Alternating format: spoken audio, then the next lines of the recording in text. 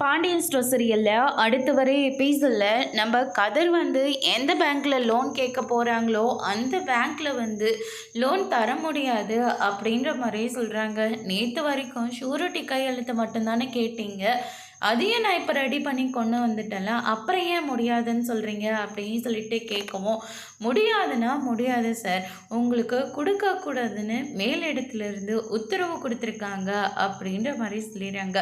அந்த இடத்துல நம்ம சக்திவேல் தான் இருக்கார்.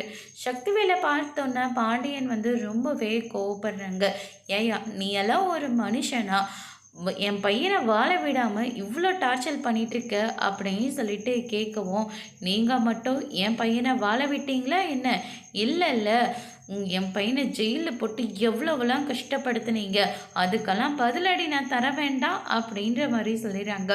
அதுக்கு அடுத்து ராஜி இருந்துட்டு, என்னாச்சு பேங்க்குக்கு போனீங்களே, லோன் தரதா சொல்லிட்டாங்களா அப்படின்னு சொல்லிட்டு கேட்கவும், எங்கே இவன் அண்ணங்காரன் சின்ன அண்ணங்காரன் பேங்க்குக்கு லோன் தரக்கூடாதுன்னு சொல்லி வச்சுருக்கான், அவங்க லோன் தர முடியாதுன்னு சொல்லிட்டாங்க அப்படின்ற மாதிரி சொல்லிடுறாங்க. இதை கேட்டு ராஜி ரொம்பவே கோவப்பட்டு வீட்டு முன்னாடி போய் பயங்கரமாக சத்தம் போடுறாங்க.